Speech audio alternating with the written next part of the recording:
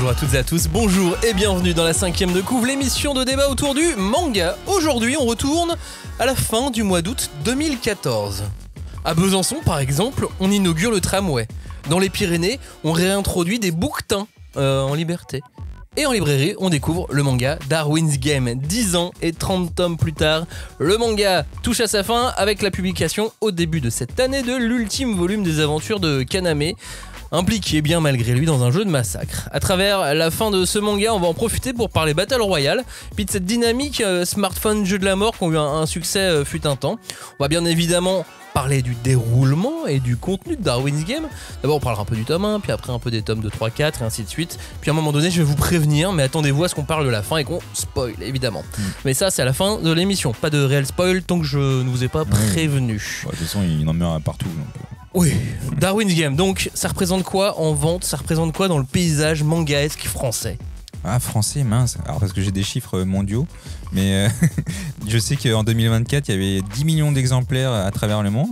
C'est quand même pas mal pour une série. Moi je pensais pas que c'était autant en fait. Et dans le top Kiun c'est combien? Et dans le top Kiun j'en avais un peu parlé, mais c'est quand même une des ça fait partie du top 5 de Kiun, sachant que franchement dans le top 1 il y a My Hero Academia forcément, il y a Jujutsu Kaisen, il doit y avoir peut-être les carnets de l'apothicaire. Les carnets de l'apothicaire je pense qu'ils sont quand même haut placés.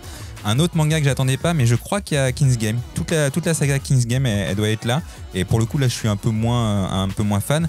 Autant Darwin's Game, je suis assez d'accord parce que c'est une série assez cool à suivre, il y a 30 tomes. Autant King's Game, c'est un peu toi le Tonogai quoi, c'est Judge, c'est trucs comme ça. Où moi je trouve c'est un peu plus slasher pour rien quoi. Darwin's Game, c'est quand même plusieurs dizaines de milliers de lecteurs du tome 1 en France. C'est il y a quand même pas tant de mangas que ça qui arrivent à ce niveau-là. C'est plus d'un demi-million de tomes vendus en France. Ouais, quand même, hein. Depuis sa sortie, et une quinzaine de milliers de lecteurs assidus. Moi je dis quand même. Donc les gens qui sont allés au tome 30 quoi. Ouais, moi ce que je trouve ouf, c'est qu'en fait personne n'en parle. Oui, ça, Darwin's Game, personne n'en parle. Pour le coup, il est là en toute discrétion. Et nous on en parle. Plongez avec nous dans un jeu mortel. La 5e de couve vous parle Battle Royale et Darwin's Game aujourd'hui, c'est parti. On ne pousse pas s'il vous plaît, on ne pousse pas, c'est inutile. Le public n'est pas autorisé à assister aux épreuves éliminatoires. Moi je crois que je pourrais être un très bon ninja. À quoi vous jouez? L'heure est grave, c'est pas le moment de faire les guignols. Mais on n'a rien d'autre à faire, on peut pas sortir. On va leur faire notre attaque secrète, l'attaque de la Tour Eiffel, ils vont rien comprendre. Et il faudra aussi parler des dessins animés, notamment des dessins animés japonais qui sont exécrables, quoi, qui sont terribles. Ah les bâtards! Oh, this you crazy mother! Vous êtes en train d'écouter la 5e de couve, le seul podcast où l'on peut découper, charcuter, dépecer et aimer Darwin's Game. Salut Cagnard. Salut. Salut Johnny. Salut. C'est un de tes mangas chouchou hein. Bah moi, dès le départ, j'ai été vraiment attiré par ce... De toute façon, j'adore les Battle Royale. Et dès que tu mets un jeu vidéo dessus, bah forcément, je pouvais qu'aimer. Le mix parfait pour toi. Ouais. Si vous nous découvrez seulement maintenant, merci d'être avec nous. La 5e de couve, c'est un podcast manga hebdo. Il y aura toujours une émission qui devrait vous plaire. Scrollez un peu, regardez tout ce qu'on a fait. Vous devriez vous amuser. Si vous aimez ce qu'on fait, laissez un commentaire, une note, partagez l'émission. Et surtout, ne vous entretuez pas. Comme dans un jeu de massacre, sinon ça nous fera moins d'auditeurs. Mais on aura les meilleurs par contre. Alors effectivement, il nous restera les meilleurs, ça c'est sûr. On est sur WhatsApp maintenant, dans l'onglet Actu en bas de l'app. Vous cherchez la 5e de couve. D'ailleurs, allez hop, photo de Johnny. Ah oui, postée en live dessus. Voilà, vous avez des coulisses de l'émission sur WhatsApp que vous n'avez pas ailleurs. Ça c'est fait. Darwin's Game, parlons-en. C'est un manga en 30 volumes signé Flip Flop qui met en scène un lycéen qui se retrouve embarqué dans un jeu de la mort.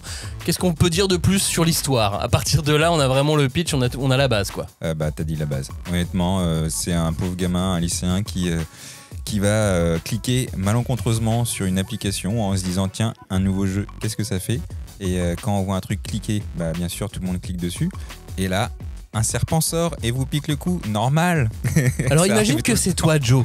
Imagine tu viens d'être sélectionné, t'as un ami qui a demandé ton aide. Imagine Cagnard te demande ton aide dans un jeu qui s'appelle Darwin's Game. Tu reçois un lien, est-ce que déjà tu cliques sur le lien?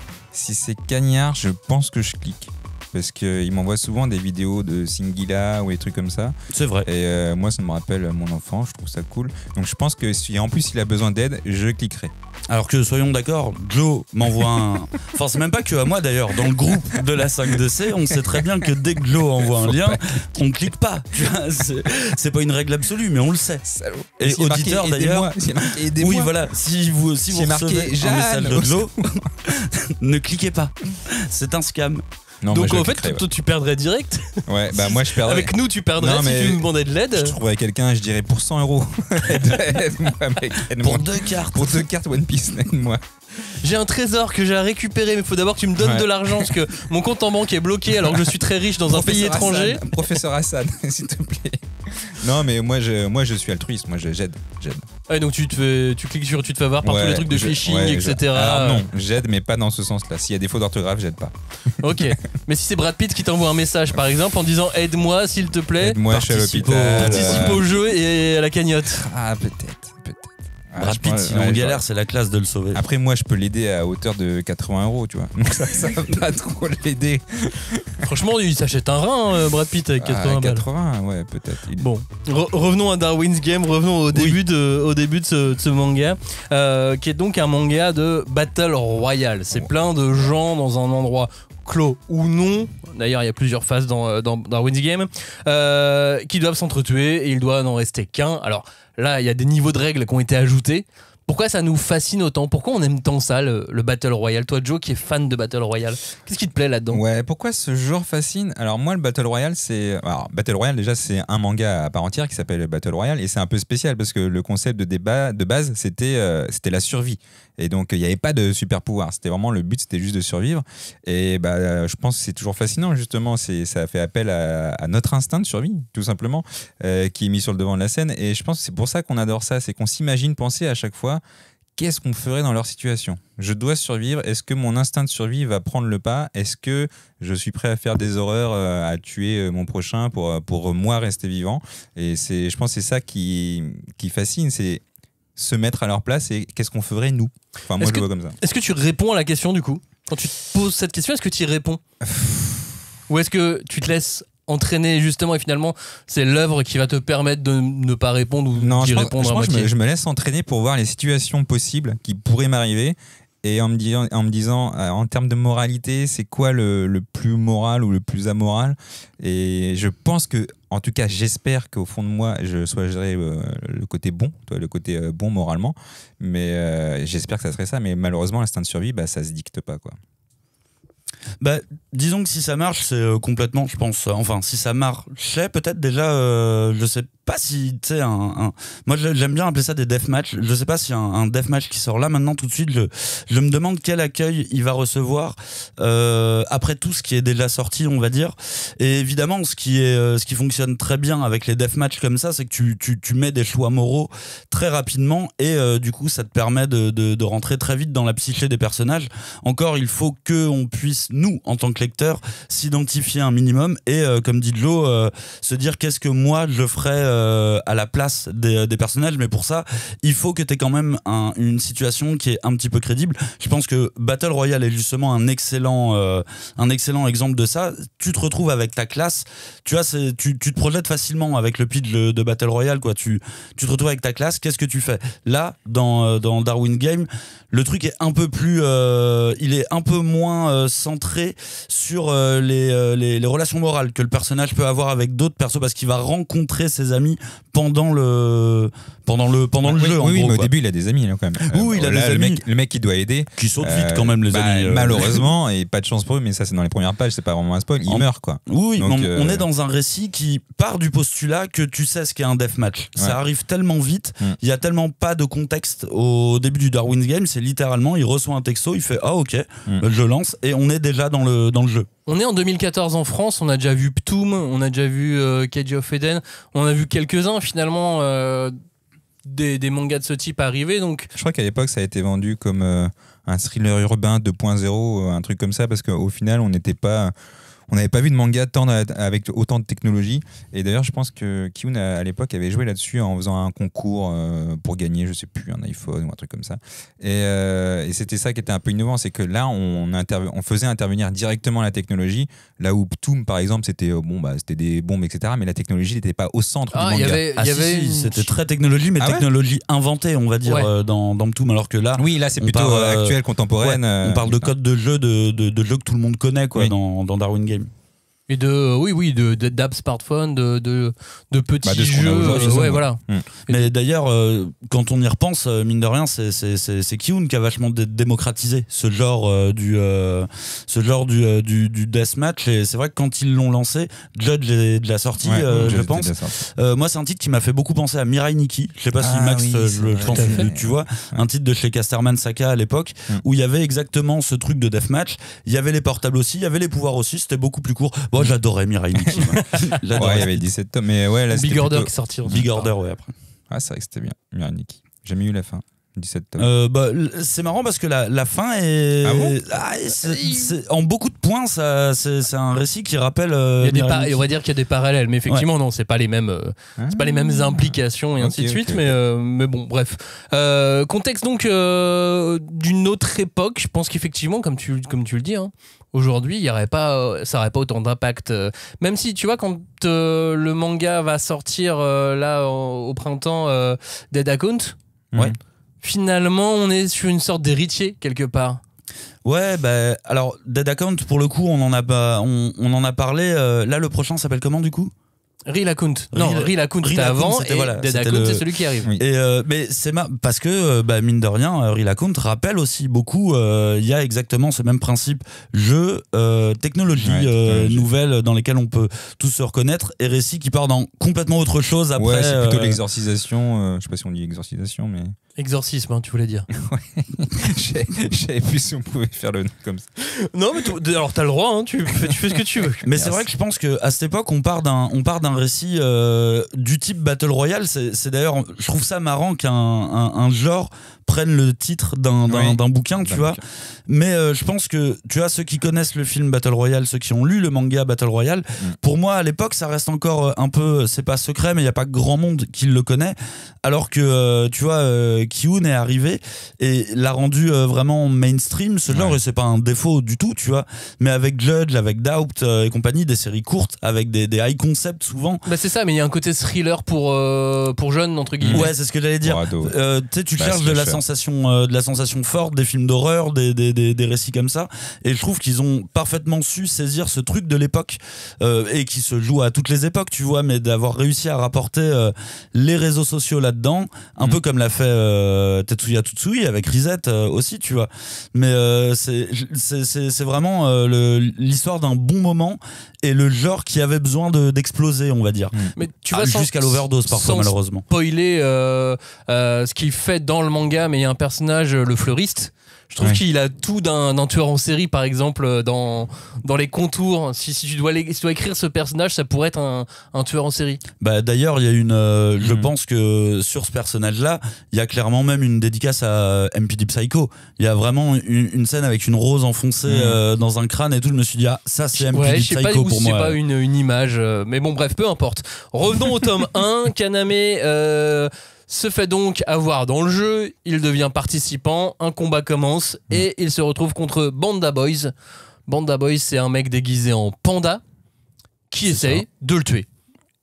Et alors là, qu'est-ce que vous pensez à ce moment-là du manga ? Vous tombez, vous êtes entraîné dans cette espèce de course-poursuite d'un mec qui est totalement dépassé, qui comprend pas ce qui lui arrive, avec un panda qui peut être invisible, qui essaie de l'égorger. Le problème déjà, c'est avec sa costume de mascotte. Déjà, ça me faisait penser à Judge forcément, avec les têtes. Je fais merde, un nouveau Judge. Et heureusement, on dépasse ça.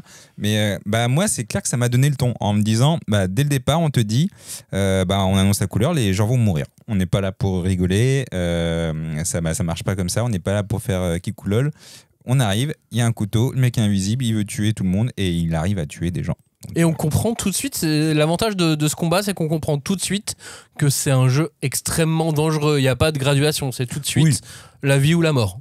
Après, en même temps, on est sur un seinen. Et moi, je me souviens qu'à l'époque, quand j'avais lu le tome 1, moi, j'étais déjà en overdose de deathmatch. Et évidemment, ce tome 1, je me suis dit, bon, bah, c'est vraiment, là, on s'embête vraiment plus, quoi. Bon, alors, t'as cette image choc d'un point de vue iconographique, tu vois, d'avoir une mascotte et un couteau. Toute gentille. Mais j'ai pas été impressionné, on va dire, parce que je me disais, ouais, là, ça joue vraiment sur de l'imagerie. Et c'est vraiment, pour le coup, la suite qui m'a beaucoup plus parlé, parce que on est dans une entrée en matière et une entrée en matière qui doit être agressive. Et dès le début, en fait, d'Est 1, on montre la cruauté dont va faire preuve le manga ensuite, quoi. Alors juste un tout petit point de détail pour rappeler aussi du contexte. Tu disais on est avec un seinen, on est avec une collection seinen en France, mais un manga prépublié dans un magazine shonen au Japon. Ah ouais. Ah bah vu la violence, la violence, je peux pas le dire autrement. Tu vois. Vu la tuerie. Est-ce qu'on serait capable de survivre nous dans un monde comme ça ? C'est la question que ça pose aussi. Hein. Alors nous. Là tout de suite nous individus. Là on. Là maintenant il y a un mec déguisé en panda qui arrive et il chante une chanson de Julien Doré et il t'attaque avec un couteau. Tu survis ou pas ? Faut voir ou mon tu pouvoir. Chantes avec lui. Non mais je veux voir mon pouvoir déjà. Oui mais tu le sais pas là. Tu sais pas là. T'as pas de pouvoir là. Tu dois juste. Ouais mais il va s'éveiller. Quand le mec il va venir. Tu crois en toi en fait. Il va bien se passer un truc. Moi je chercherai. Par contre si je sais qu'il y a quelque chose, je suis transporté avec une application de merde, je vais dire mais attends comment ça peut exister ? Je vais chercher un pouvoir, je cherche quelque chose.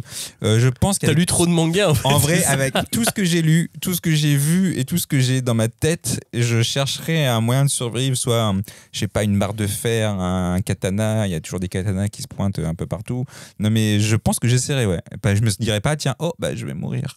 C'est pas un peu l'évolution, tu sais, d'un futur manga de type Darwin's Game Battle Royale avec des mecs qu'on fait non, alors moi j'ai lu les mangas. Un isekai deathmatch. Là je pense que t'as une vraie idée pour le coup. Je pense existe déjà en vrai, c'est pas mon idée. Cagnard, tu survis ou tu meurs tout de suite ? 20% de chance de survie, pas plus. Pas mal. Mais à cause de quoi du coup ? Pourquoi tu estimes que c'est seulement 20% ? Parce que c'est un mec avec un couteau.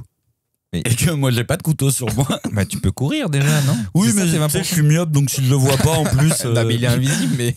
Oui, alors déjà il est invisible. Tu prends un extincteur, t'as bien vu que l'extincteur c'était. 20%, c'est pas mal. Les 20%, c'est si le mec trébuche en fait. S'il trébuche devant moi, c'est cool.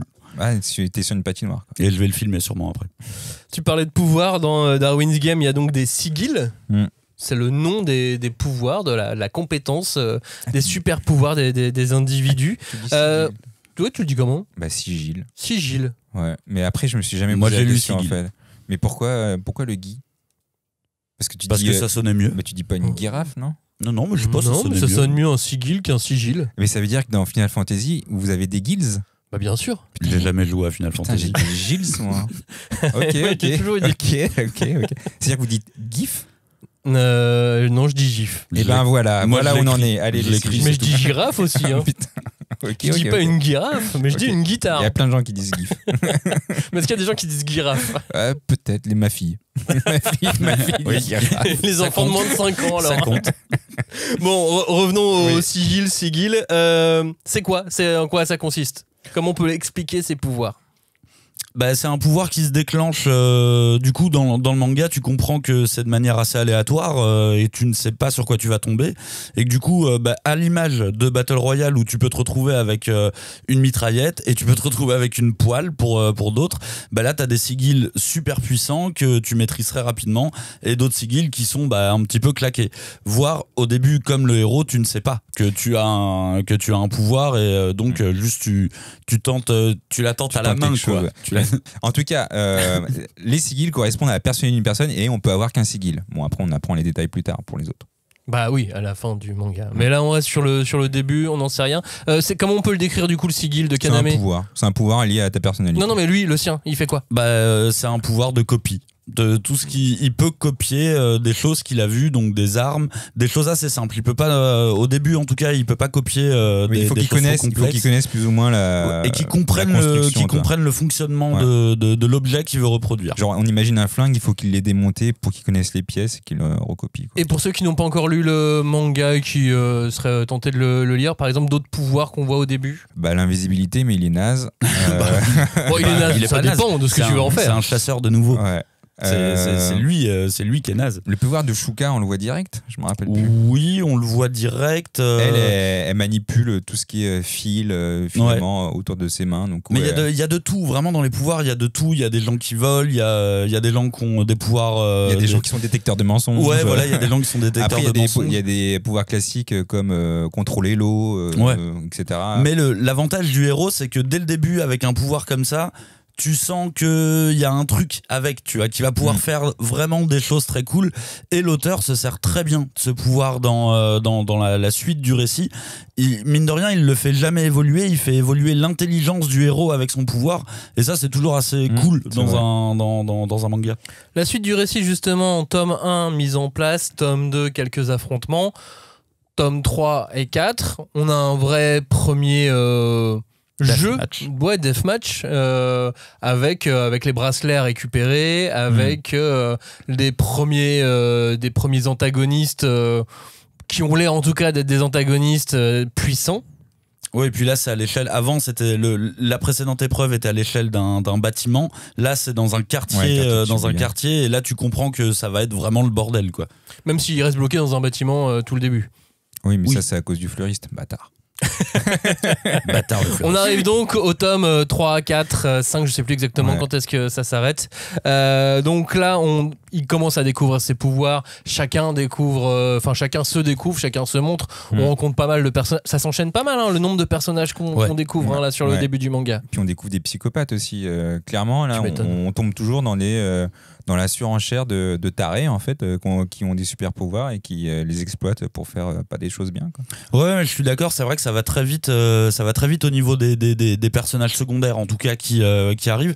Moi, c'est peut-être ma seule déception sur ce manga, pas que au début, c'est le fait que le personnage principal, je trouve qu'il est pas très creusé. On manque typiquement de flashback. C'est un manga, je trouve qu'il manque de flashback, que ça soit pour lui ou pour les autres persos, mais ça me fait un peu plus chier pour le héros, parce que j'ai ce truc, tu vois, j'ai cette question que je me suis posée pendant tout le manga, qui est pourquoi il est fort. C'est qui ce mec, ouais. Non, pourquoi il est fort. Pourquoi il arrive à s'en sortir à chaque fois, tu vois? Parce que au début on dit pas qu'il fait preuve d'une intelligence hors norme ou qu'il est très malin. On sait pas vraiment pourquoi il est aussi bon. Oui, il a un côté l'élu. Néo. Il est charismatique, les gens veulent le suivre, du coup, les gens le suivent. Et ça m'a manqué. Ça fait partie des trucs où je trouve que c'est peut-être le point faible du manga, c'est la construction des personnages. Et il y a des personnages qui sont très bien réussis, mais de manière générale, je trouve que les persos restent un peu de surface, dont le héros, quoi. Justement, moi je pense que le héros, ils l'ont fait lambda pour que tout le monde puisse s'identifier dessus. Et quand tu dis il n'y a pas de flashback, ça me fait marrer parce que du coup, c'est un peu par rapport à Kagurabachi où il y a des flashbacks tout le temps. Et du coup, est-ce que c'est pas ta lecture de Kagurabachi qui t'a rappelé que dans Darwin's Game il n'y avait pas de flashback? Parce qu'effectivement, effectivement, il n'y en a pas. Et moi, je me suis jamais posé la question avant que tu me le dises maintenant.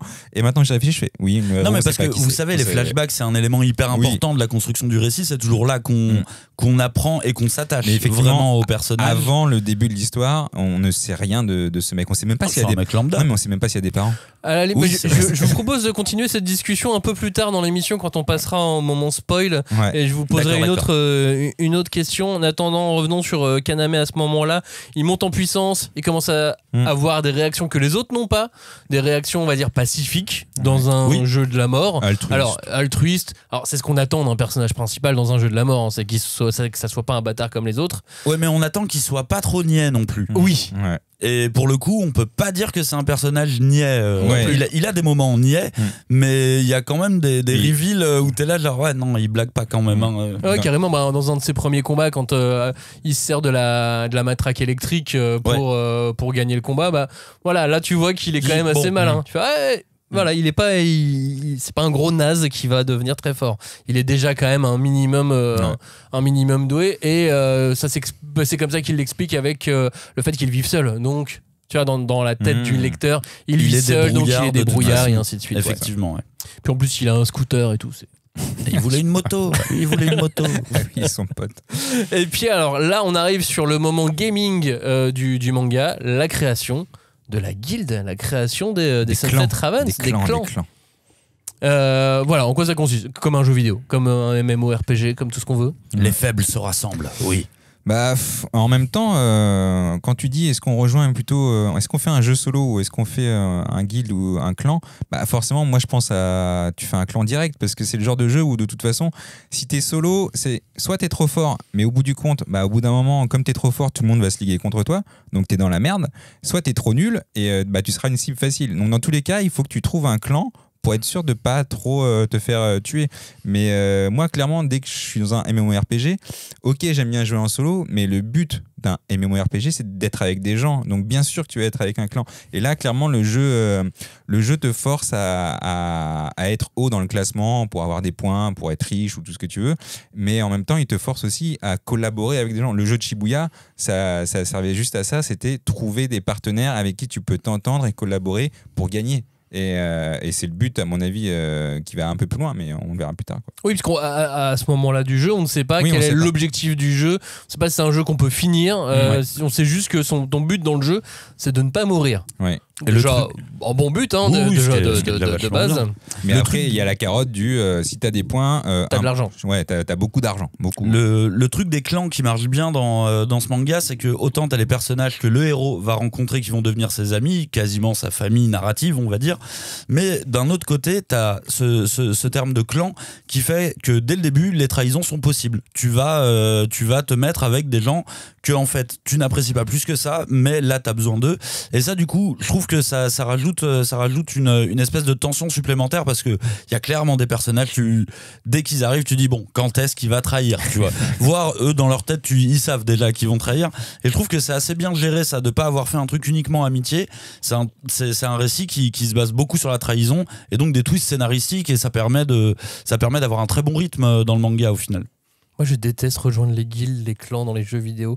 Alors, je joue très peu, hein, mais j'adore jouer solo. Putain, on m'a dit ça aujourd'hui aussi. J'ai parlé de Monster Hunter et j'ai fait Monster Hunter. Le principal but de ce jeu, bah, c'est jouer avec des potes pour tuer des gros monstres. Mais en vrai, si t'as pas de potes, c'est naze. Tu joues pas à ce jeu-là, en fait.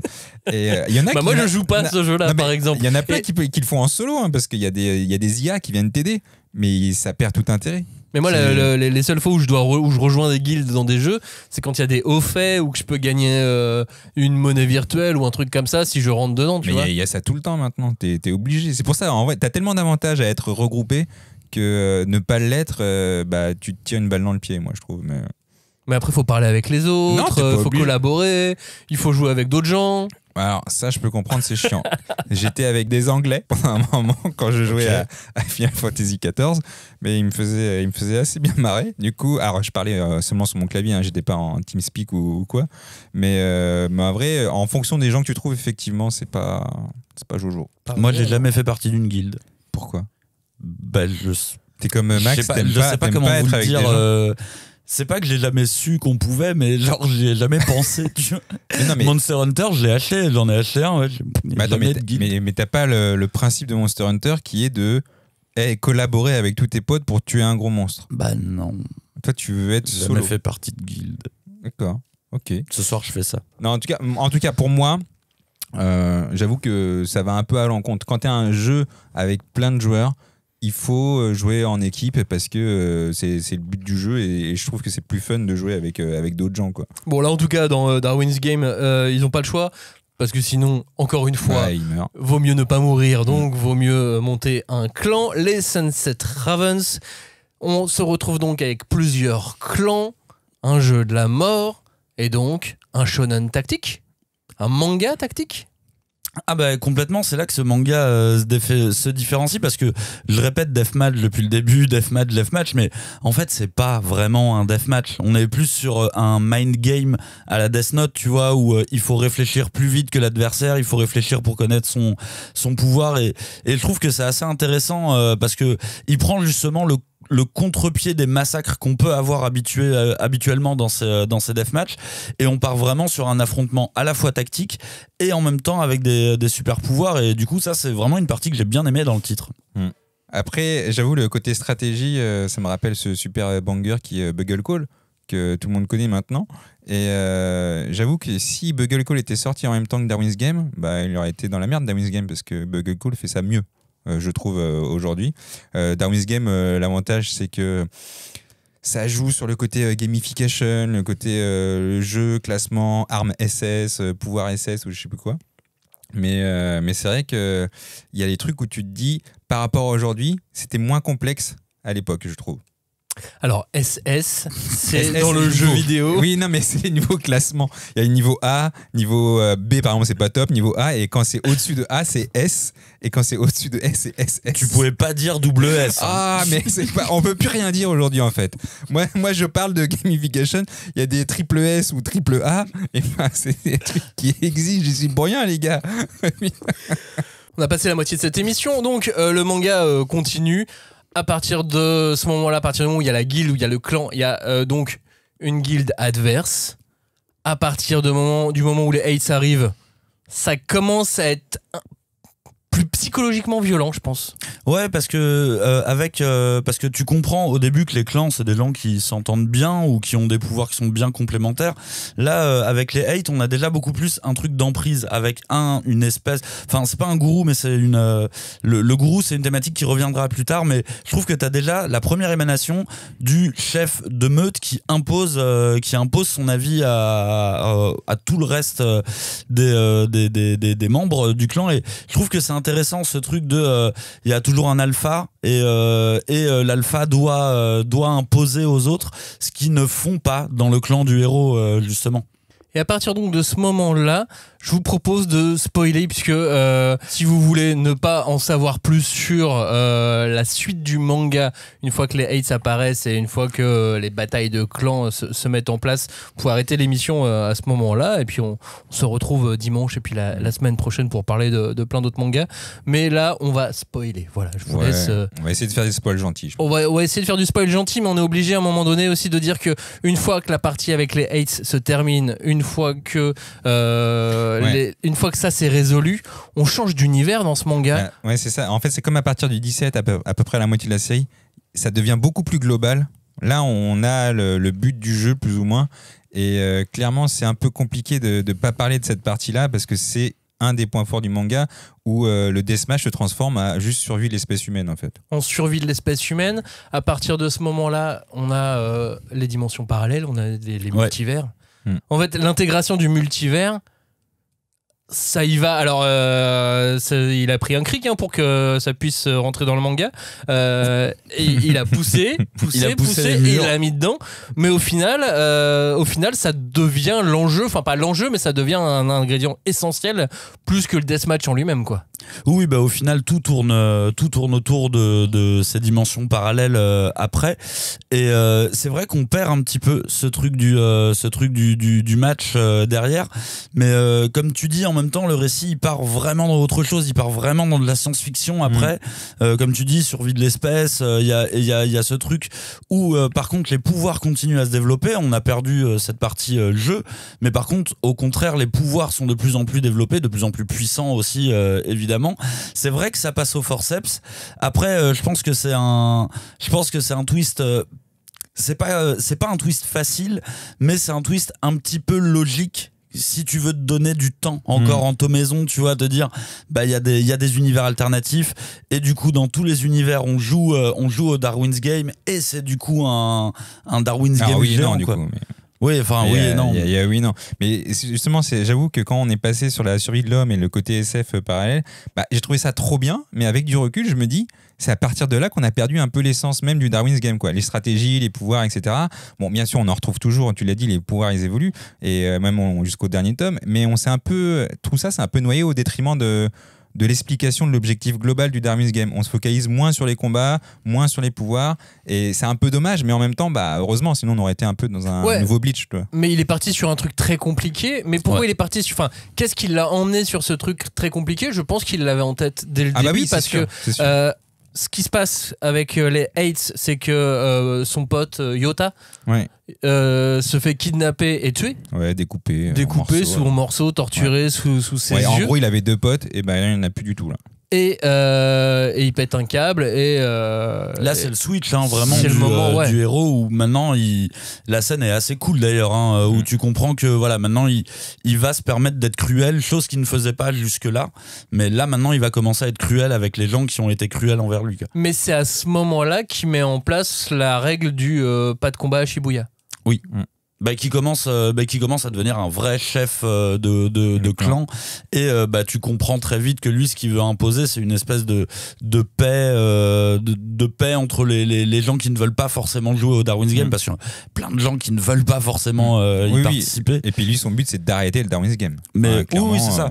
Mais je suis assez d'accord avec Joe, je pense que il a fait un truc tellement compliqué.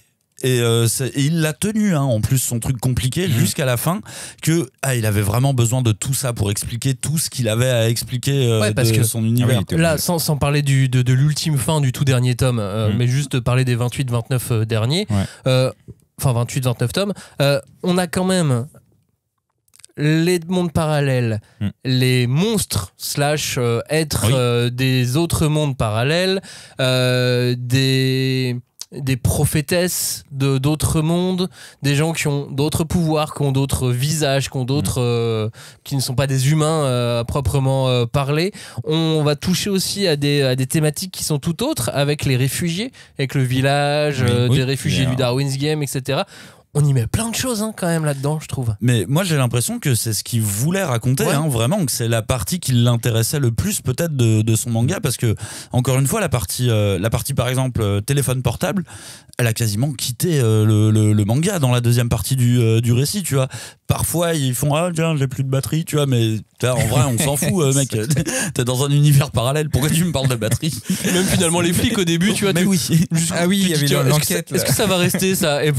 On les revoit. Non mais on revoit des on les revoit après. On les revoit quand même. Mais je pense que c'était ça qu'il avait envie de raconter. C'était vraiment un truc, une espèce de guerre interdimensionnelle. Puis moi vraiment le tome 27 où il y a le chat de Schrödinger là, qui rentre en jeu. Franchement, heureusement que j'ai vu Big Bang Theory et qui m'a donné les bases de la science quantique ou machin truc. Car en vrai sinon j'étais un peu paumé moi au final avec toutes ces explications. Même si au final quand tu lis attentivement, au final c'est très simple. C'est ce que j'allais dire. Il explique vraiment tout. Il part avec des concepts à scientifiques. Chaque fois il met des exemples de jeux vidéo. Donc imagine que c'est quelqu'un qui appuie sur reset. Mais il me dit comme ça, c'est pas pour autant que c'est tu sais que c'est en fait c'est comment dire, c'est limpide mais complexe. Tu vois, faut quand même pour un manga, un deathmatch qui est normalement un truc pas de prise de tête, tu vois, et compagnie. Sur la deuxième partie, par contre, faut te concentrer parce que le scénar, il est touffu, quoi, vraiment. Et puis il en met plein la tête, je trouve, à différentes pas factions, mais tu vois, j'ai l'impression qu'à un moment donné, il parle quand même de secte. À un moment donné, l'assureur. Ah bah alors les assureurs, oui. Ah bah ça, il aime pas les assureurs. Mais l'assureur qui est aussi qui a un vrai trope, je trouve, de moralité. Alors quand les gens sont quand les gens sont en galère, dans le désespoir, avoir une figure forte, encore une fois, je pense que oui, il y a un vrai sujet chez lui. Avec ces personnes qui peuvent l'idée, on va pas dire des gourous à chaque fois, mais en tout cas cette espèce de pouvoir de la parole que les gens peuvent avoir, et là c'est pas forcément un pouvoir surnaturel, et c'est marrant que ça revienne autant parce que t'as même littéralement un gourou de secte, mais qui s'avère pas si méchant que ça au final, tu vois. Du coup c'est assez marrant qu'ils reviennent à chaque fois là-dessus sur des gens qui sont trop inspirants peut-être, tu vois. Mais est-ce que ça existe vraiment dans les jeux vidéo, toi qui joues beaucoup, Joe, des assureurs qui t'assurent ton compte Alors, qui assure ton compte ou dans le in-game ou hors-game je pense qu'il fut un temps, oui, on payait même des Coréens pour qu'ils jouent pour nous, pour augmenter notre level. Mais surtout, moi, la partie des assureurs, au final, avec du recul, c'est la même chose que Squid Game. Ils payent des gens, enfin, c'est des gens qui font des paris sur des matchs de la mort. Au final, parce qu'au final, c'était ça, les assureurs. Il y avait l'histoire de Trinity où les gens regardaient et ils faisaient des paris pour gagner de l'argent en disant lui il va rester vivant, lui il va gagner 3 paris contre 1, etc. Et je me suis dit putain, c'est Squid Game en fait. C'était le Squid Game avant Squid Game. Ouais, c'est pas impossible qu'ils se soient inspirés un petit peu de ça. Mais par contre on apprend vers la fin que en fait le sigil est lié à ta mentalité et à ta personnalité. C'est-à-dire que tu peux en avoir qu'un déjà et il est forcément lié à toi. C'est parce que tu es comme ça que tu as ce sigil-là. Donc si les gens en fait sont nuls, bah, ils ont un pouvoir nul. Et c'est pour ça qu'à un moment, d'ailleurs c'est vraiment dans les derniers tomes, c'est dans le tome 29, où on apprend qu'il y a 2 personnes qui sont super fortes, qui participent au jeu, qui n'ont pas de sigil, parce qu'ils étaient déjà trop forts. Et ils estimaient qu'ils n'ont pas besoin de sigil, donc ils ont juste leur don inné. compétence. Revenons à donc cette histoire. Qu'est-ce qu'il a voulu raconter avec Darwin's Game finalement? Bah, faut revenir au titre, je pense. La théorie de l'évolution. Ouais, c'est ça. On parle vraiment de théorie de l'évolution. Et alors, il a poussé la théorie de l'évolution dans ses derniers retranchements. Même la théorie elle-même n'était pas consciente de ses propres retranchements. Je pourrais pas te dire exactement ce qu'il voulait raconter, parce que on peut pas dire que moralité, laissons les nouvelles espèces prendre la place des humains. Bah non, parce que finalement c'est pas ça. C'est pas ça la moralité. C'est on est les humains, on est les meilleurs, peut-être. je sais pas. Je sais pas s'il avait une vraie volonté thématique derrière, ou si juste il avait envie de se faire un vrai kiff de SF, tu vois, de guerre interstellaire, quoi, vraiment. Ou de philosophie, tout simplement. Ça, c'est des cartes, quoi. Je pense donc je suis. Est-ce que je suis? Est-ce que j'ai été créé? Est-ce que c'est ça finalement aussi tout ce qu'il y a derrière? Sur la fin, on est carrément sur la théorie.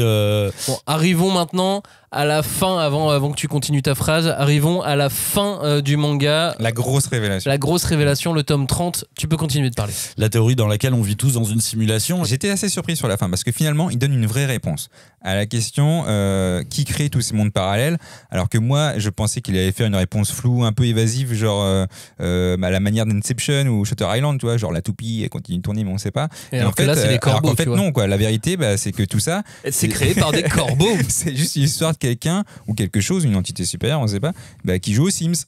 Et puis les Sims, c'est nous. Et moi, ça m'a fait beaucoup penser à la trilogie Les Thanatonautes. Les Thanatonautes, après il y a l'Empire des Anges, ouais. Après il y a Nous les Dieux, et au final, c'est la strate supérieure. Eux, c'est le tout début. C'est des humains qui sont, enfin des humains ou du coup une simulation, c'est les Sims, qui sont dirigés par on ne sait pas qui. Enfin, quand tu dis un corbeau, ça me fait rire, parce que quand j'ai vu le corbeau, j'ai pensé à l'Attaque des Titans, à la fin qui s'envole. Et je fais, putain, Eren est encore là. Oh là là, il est encore. C'est pré-Eren, je crois, à la fin. Mais par contre, franchement, pour le coup, il a le mérite d'avoir donné cette réponse-là. C'est clair et net. Tout ce que vous avez vu, c'est un peu, c'est la matrice, quoi. C'est tout ça. Ouais, carrément. Pour le coup, t'as raison. Il est assez direct et c'est assez intéressant. On va dire qu'il est pas laissé planer le doute, même s'il le dit pas littéralement dans le manga. C'est plus toi qui le comprends avec ce corbeau. J'ai pas l'impression. Enfin, tu sais, le corbeau ne dit pas. Kaname, il demande, donc c'est vous les êtres au-dessus qui nous avez créés. Et il fait oui, on veut bien t'intégrer dans notre monde. Oui. Et il dit que c'est possible. Parce que, il lui propose d'être un créateur. Voilà, et parce que le gros méchant, méchant. J'étais pas mais non, mais le gros méchant, en fait, c'était son but de rencontrer ses créateurs. Et c'est pour ça qu'il a monté tout ce plan pour au final tuer tout le monde. Il a exploité un bug. Déjà, tu te dis merde, on est dans. Il a voulu monter sur Zalem, quoi. Voilà. Et il a exploité ce bug-là. Et après, les créateurs, ils sont venus, ils ont dit merci d'avoir réglé ce bug, on savait pas comment faire. Donc tout ça, en fait, c'était un bug de merde informatique. Et donc ça a mené à toutes ces simulations de merde. Il y a une théorie qui est expliquée dedans, que j'ai pas retenu le nom, mais c'est la théorie de la simulation qui font tourner un ordinateur pour expliquer comment, qu'est-ce qui se passerait avec sur la Terre en faisant 1 milliard de simulations, je sais pas quoi. Bref, là, on le fait en live avec Darwin's Game. Et c'est dit clairement que, en gros, il y a d'autres gens qui ont créé ce monde-là, même si une sorte de libre arbitre pour ces gens bizarres là, pour les humains avec les pouvoirs. Et s'il veut, il peut les rejoindre. Maintenant. Ce qui explique aussi donc pourquoi il y a des gens qui sont buggés, comme donc ce grand méchant qui est atteint de prosopagnosie. Ouais. J'en avais déjà entendu parler. Pour moi le aussi, coup, parce qu'il y a des gens un peu célèbres qui sont atteints de ça. De prosopagnosie. Exactement. Ce qui fait que c'est des gens qui ne reconnaissent pas qui ne reconnaissent pas les visages d'autres personnes, même de proches parfois. Exactement. La fin donc, et ce qu'on n'a pas dit aussi sur la fin, j'aimerais bien votre avis sur c'est pas sur la fin, on aurait pu en parler plus tôt, sur le fait que les sigils ont été créés pour entraîner les humains pour faire face à la fin du monde. C'est un concept intéressant, je trouve aussi, en termes de science-fiction d'ailleurs.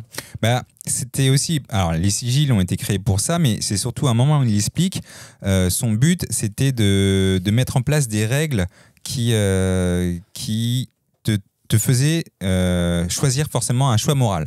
est-ce que tu veux la facilité en tuant des innocents et gagner des points, ou est-ce que tu veux te regrouper avec des amis, défendre l'opprimé pour essayer de sauver le plus de gens possible? Parce que c'était ça au final le maître du jeu, ce qu'il cherchait, c'est pouvoir s'appuyer sur des gens qui sont philanthropes et qui veulent sauver leur partenaire, leur clan. Pas comme l'autre psychopathe qui veut juste gagner des points, tuer tout le monde avec son super pouvoir et puis gagner. Parce que le but c'était pas ça, Darwin's Game, c'est trouver quelqu'un qui va pouvoir sauver le monde. C'était ça le truc. Avec des parties techniques propres au shonen manga d'aventure et d'action, avec l'ellipse, l'entraînement et le retour dans un monde qui a évolué sans toi, quand il retrouve son lycée où tout a changé, où il retrouve d'autres ennemis, où finalement ses amis ne sont plus là. Et c'est marrant parce que du coup sur cette fin, tu sais, c'est très l'ennemi du futur. Du coup ça m'a fait penser à Tenet de Nolan, évidemment. Tu vas combattre l'ennemi qui vient du futur. Mais j'étais là, l'enfoiré, il a fait encore plus compliqué. L'ennemi probable qui viendra c'est l'ennemi potentiel que j'ai potentiellement créé. J'étais putain. Donc c'est un futur potentiel. On affronte des gens dans le passé, mais d'un futur qui potentiellement n'existe pas, mais il se débrouille pour avoir la branche potentielle. J'avoue, quand il a dit ça, j'ai fait ouais, mais l'explication du reset. T'en rajoute-en encore. Mais en tout cas, moi j'ai adoré le tome 28-29 parce qu'on revient un peu à l'essence du Darwin's Game qui est les machinations avec des grilles du futur, ça on s'en fout. Mais genre, on revient au combat avec des gens super forts, avec justement des gens où on découvre que les sigils qu'ils ont, ils en ont pas parce qu'ils sont trop forts. Et donc c'est là où il y a le truc, l'explication vraiment du sigil sur la personnalité, etc. Et même on a une explication après quand même 29 tomes, il y en a 30, sur le pouvoir de Kaname. D'où il vient, avec l'histoire de la forge. Kagurabachi. J'ai failli encore le regarder tout à l'heure, justement. La forge est encore là. Et surtout, quand le mec il dit mais je suis toi et tu viens tout le temps, en fait. Là, des 150 000 armes que tu as créées, à chaque fois tu viens puis tu oublies. Mais vas-y, qu'est-ce que tu veux aujourd'hui? Ouais, c'est vrai que c'était stylé. Et ça j'avoue, ça m'a fait rire. Je me suis dit, ah ouais. C'était stylé. Mais 29 tomes après. 29 tomes. Mais de toute façon, qu'on soit bien d'accord sur ce manga, moi, ce que je retiendrai le plus, c'est que le début du manga ne l'intéressait pas. C'est vraiment la deuxième moitié qui l'intéressait parce que même, tu vois, à partir du moment où les monstres arrivent, je me souviens plus de comment ça s'appelle les monstres. Les grids.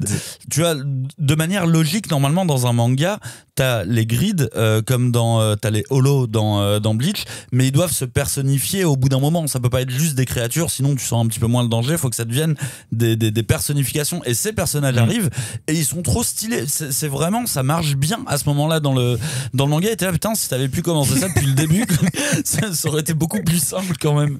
Ouais, mais son manga ce serait peut-être pas aussi bien vendu, tu vois, il aurait pas eu cet emballage. Évidemment. Finalement, malgré tout, la première partie qui nous emmène à la torture de Yota et au basculement, elle reste intéressante quand même malgré tout. Elle est catchy. Elle t'attrape, c'est du combat, c'est facile à comprendre. Et c'est bien d'avoir à un moment donné switché en disant ok, maintenant je vous propose autre chose. Et je pense qu'il a perdu des lecteurs à ce moment-là d'ailleurs. C'est ce que j'allais te dire, ceux qui sont venus juste pour du deathmatch, je pense qu'ils sont repartis avec un mal de crâne. Moi j'ai trouvé que ça prenait une ampleur. D'ailleurs quand je l'avais lu, je vous l'avais dit, je fais waouh, il est passé sur un autre niveau. Et moi qui adore la SF, j'ai trouvé ça cool d'avoir mis ça à ce moment-là. Faut vraiment que tu lises Real Account. Ça va vraiment te plaire. Mais comme Dead Account, franchement, moi ça m'a pas. Mais Dead Account, c'est pas la même chose. Oui, je sais, mais comme vraiment sur un truc c'était plus classique. Ok. Mais vraiment, il faut que je finisse Mirai Nikki aussi. Donc, oui, évidemment. Qu'est-ce que vous pensez de la scène de fin quand il se retrouve avec tous ses amis qui l'aident et ainsi de suite? Très classique. Ouais, non, moi je trouve ça cool. Surtout, en fait, Shuka m'a fait marrer quand elle dit, quand elle le re-rencontre et qu'elle dit, et c'était quoi notre relation? Il fait, je sais pas, on était amoureux. Oh ouais. Et puis et moi, en fait, ça m'a fait rire parce que j'aime bien ces petites histoires d'amoureuses, voilà, comme ça. Non, c'est une belle fin qui correspond bien. Tu vois tous les persos, encore, tu vois ce qu'ils sont devenus, et tu le vois lui faire le choix, comme tu dis, le choix de retrouver ses proches, son même monde, dans le pire des mondes. Ouais, en vrai, j'aurais fait pareil. Oui, évidemment. Moi, ça m'intéresse pas d'être dans un monde avec d'autres gens. Ça me fait penser là. Je viens de penser à un truc pour un auteur qui a fait un récit autant axé sur les mondes parallèles. C'est quand même assez dingue qu'il ait pas plus loué sur les autres versions des personnages. Il le joue à un moment avec un perso, mais c'est dingue de pas avoir mis les. Oui, mais finalement, la forge, c'est ça. Oui, c'est vrai. C'est un peu. Alors Mais effectivement, il aurait pu oui. beaucoup plus jouer avec. Après, Oui, ce serait je peut-être. pense qu'il c'est serait peut-être déjà perdu. assez compliqué en fait. Il comme serait ça. perdu. Ouais, parce en que vrai, déjà c'est que perdu. t'as les lignes temporelles qui ont été mélangées, Non, franchement, il serait plus perdu. le multivers. Qu'à lui avec des cornes et tout. Ouais. Non, c'est vrai, mais, Non, mais ça se mélange dans tous les sens et je pense que ça aurait été encore plus compliqué. Il Parce que serait perdu. il y a des moments donnés où t'as vraiment besoin d'être un peu concentré sur la fin. Donc fin réussie pour vous. Ouais, moi. Oui, complètement. Enfin, toi, on crache toujours sur les fins qui sont c'est pas ce qu'on attendait, ou alors elle était trop nulle, etc. Là, il donne une réponse. Il y a une fin plus ou moins happy ending. Franchement, faut pas en chercher plus, quoi. Bah, en non, fait, mais c'est difficile de faire une fin dans un manga. Dans ce podcast, en tout cas. ouais, non, mais pour faire une autre fin, il aurait fallu qu'il fasse une autre moitié de manga. Oui, complètement. Là, En fait, c'est vraiment logique avec tout ce qui se passe dans la deuxième partie du manga. Et t'as vraiment. Alors, effectivement, on peut peut-être critiquer un manque d'originalité sur la fin, mais en soi, c'est pas un manga non plus d'une originalité folle.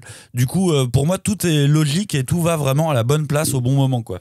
Donc voilà, pour récapituler, en gros, donc Ouais, la fin, ouais. c'est que il y a eu des maîtres du jeu qui ont créé le Darwin's Game pour préparer les êtres humains de cette terre A. Non, il y a des noms, des lignes temporelles, la ligne temporelle N, O. N, exactement. Et donc il a fait le Darwin's Game pour ça, parce que des grids allaient envahir cette ligne temporelle et tuer tout le monde, et plusieurs lignes temporelles. Voilà. Mais en fait, c'était un bug. Oui, un bug qui a été provoqué par, on va dire, alors quand il l'a expliqué, je me suis dit, c'est n'importe quoi cette explication, vas-y, on zappe, parce que en gros, c'était deux pouvoirs qui se sont mélangés, un truc de fusion avec de l'acide. Et quand il a dit acide, j'ai fait, je suis sûr que la traduction, c'est pas la bonne. C'est pas possible que ça soit un fusion d'acide avec une propagation de merde, ça veut rien dire. Ça voulait rien dire. En tout cas, il y a eu ce bug-là qui a pas pu être réglé par les administrateurs du jeu, a priori, hein, enfin nos créateurs. Nos créateurs. Et Parce du que coup, nous sommes dans une simulation. Et en gros, ça s'est propagé un peu comme un virus informatique. Au final, c'est ça, quoi. Et ce virus voulait à tout prix exister. Et le clan de Kaname l'a exit, quoi. Voilà. Et donc, Kaname revient dans son monde qui a été détruit par les grids. Ouais. Et Ils avaient potentiellement créé eux-mêmes. Mais qui était recréé, je crois qu'il avait été détruit, qui était recréé finalement. Oui, après, qui ont été déplacés dans d'une l'état autre planète. dans l'état de finale quand les grids sont partis. Voilà. Donc, la destruction, quoi. Et l'âge de pierre. En gros, c'était l'âge de pierre. Et il vit dans une époque post-apocalyptique désormais, où ils doivent tout refaire. Il y a pas de truc. Et de toute L'épilogue, façon, il est sympa. Ouais, parce que justement, au final, lui, il vit sa meilleure vie. Hein. Il retrouve sa copine et ses potes. Et finalement, ils ont trop la bougeotte. Donc, ils repartent. Et puis, il a son repartent sur pouvoir. Et puis, tu vois. Bah oui. Tour du Japon, tour du Japon, on recrée la communication. Parce que finalement, c'est ça aussi la petite morale de fin. C'est que c'est grâce à la communication grâce qu'on au fait social. Voilà. La relation avec aux les gens. relations sociales et à la communication, mais donc aux nouveaux moyens techniques de communication qu'on peut faire de grandes choses sur la planète Terre. Il faut qu'on puisse communiquer. Ouais, mais moi je pense que les réseaux sociaux nous éloignent quand même les uns des autres. Alors on n'a pas dit qu'il fallait avoir des réseaux sociaux. Ouais, un peu tendu, mais voilà. Il voulait le dire. On a lancé une page WhatsApp si jamais vous nous suivre. Vous pouvez pas répondre. Il y a que nous qui communiquons. Ah bah oui. Ah là vous nous suivez là. Faut bien aimer ce qu'on dit. Si ce qu'on écrit ou dit vous énerve, n'allez pas dessus. Après vous pouvez mettre des emojis, je crois. Vous pouvez mettre des emojis. Je crois que je suis pas dessus. On t'a envoyé. Vous parlez de ça et tout, mais je me dis, mais attends, j'ai rien vu. Il y avait un truc marrant aussi, c'est que justement, dans cette histoire de technologie, à la fin, il y a un Hello World. Et Hello World, quand t'es programmeur, qu'est-ce que j'ai dit ? Quand t'es programmeur, que tu fais un peu des études de programmation, le Hello World, c'est le truc basique informatique quand tu testes quelque chose et tu dis, ah, c'est bon, ça marche, et tu fais Hello World à tous. Et du coup, ça m'a fait marrer qu'il soit dans le manga en disant, allez, on reprend la communication de zéro, c'est parti. Oui, en même temps, je pense qu'il a bien bossé ça. Et sur l'aspect technologique dans l'ensemble, c'est rigolo parce que on commence ce manga en 2014 avec donc des smartphones plutôt perfectionnés, tu vois, 2014, avec des apps, des jeux. Le manga se termine en 2024 avec des IA conversationnels avec lesquels on peut échanger, avec des ordinateurs quantiques, avec des choses qu'on ne soupçonnait pas dans le quotidien. 10 ans plus tôt, et je trouve que le manga a aussi épousé l'évolution technologique de notre société. Mais par contre, il n'aurait pas pu continuer. parce que ça devient trop, ça va trop vite. Et à mon avis, il s'est dit non mais là, je vais arrêter. Là, c'est le bon moment pour arrêter, parce que sinon, ça va être encore plus horrible à expliquer. Bah, c'était enclenché de toute façon. À la fin, elle s'enclenche 5-6 tomes avant déjà. Oui, mais il y a 6 ans, toi, on parlait pas d'IA. Non, c'est vrai que dans les dernières années, pour le coup, ça s'est accéléré. Et tu vois, je pense que oui, lui, il l'a intégré aussi dans son récit parce que c'est de plus en plus démocratisé, quoi. Oui, puis voilà, de toute façon, c'était dans son quotidien et oui, ça donne des bonnes idées quand tu fais ce genre de manga, quoi. Qui a été publié donc en janvier 2024, hein, un an avant nous, la fin de Darwin's Game au Japon. Mais ouais, en vrai, c'est cool. Il y a quand même laissé des questions en suspens, hein, quand même. Il y a énormément de choses, des histoires qu'on n'a pas eues. Genre Shuka, elle cherche le tueur de ses parents, je crois. Elle n'a jamais suivi cette histoire. Et c'est pour ça qu'il y a un spin-off qui est sorti en 2020. Mais du coup, comme c'est un light novel, on le verra jamais, je pense. Hein. Mais c'était un épisode spécial Shuka et Rain. Et ça avait l'air très sympa. Mais bon, est-ce qu'on l'aura? Je sais pas. Est-ce que ce manga va avoir un petit impact quand même malgré tout dans le marché manga, que ce soit en France, au Japon ou est-ce qu'il va finalement être un bon manga, une bonne vente anecdotique?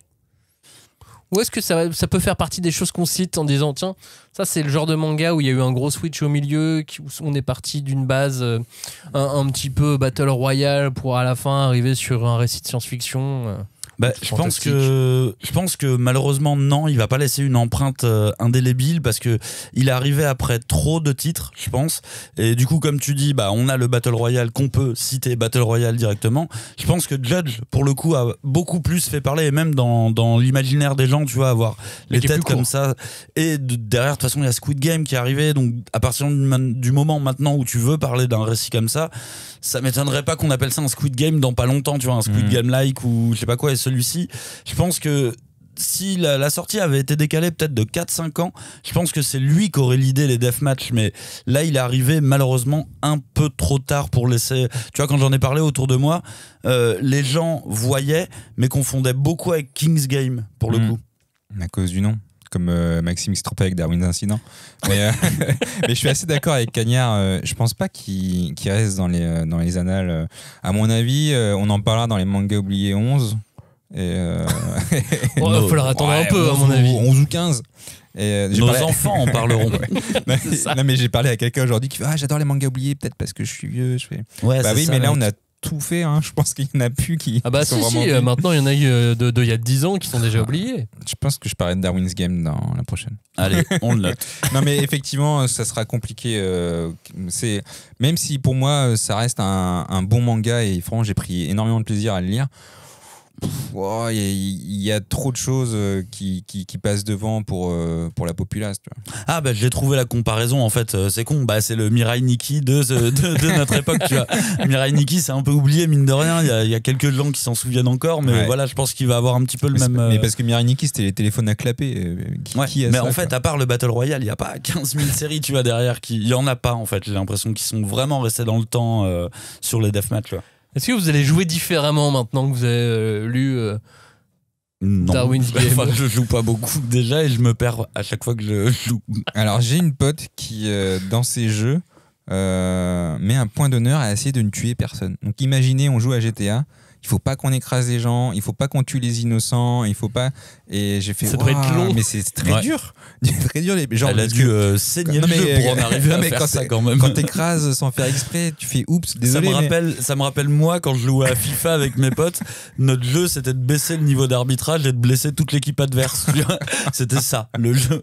Mais non, mais moi j'essaie de faire attention. Moi de toute façon je fais beaucoup de choix moraux où j'essaie d'être bon. Tu vois, je suis comment on appelle ça? Chaotique bon, je crois. Ouais, comme ça. C'est ça, chaotique bon, ça me parle. Mais moi, je suis clairement comme ça. En plus, j'ai lu Citizen Sleeper il y a pas longtemps. Enfin, j'ai joué, mais c'est un jeu narratif, donc tu lis beaucoup. Qui est, entre autres, il y a des personnages qui sont dessinés par Guillaume Saint-Genin, qui est très cool. Et t'as beaucoup de choix à faire. Et moi, je fais toujours les choix où je veux sauver les gens, toi.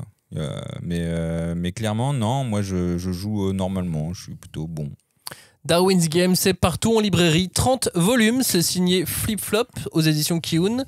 Johnny, tu vas rajouter quelque chose? J'avais oublié de dire un truc, c'est que toute cette histoire de simulation, ça m'a fait penser à ce très bon film qui est Free Guys avec Ryan Reynolds. Et franchement, regardez-le parce que c'est justement l'histoire d'un PNJ qui s'affranchit de tout ça et qui va découvrir ses créateurs. Mais j'aurais pas dit très bon film. Mais Moi, regardez-le quand même. Il m'a fait vraiment rire. Et quand tu penses justement à toute cette histoire de simulation, de qu'est-ce que c'est un personnage qui découvre qu'en fait il y a d'autres gens au-dessus et qui sont plutôt réels. Après, ça dépend. Nous, ça se trouve, on est dans la matrice aussi, tu vois. On sait pas. Bah, c'est le principe, la théorie. C'est le principe de très Descartes aussi. vertigineux. Ouais. C'est de la philosophie ce qu'on fait évidemment.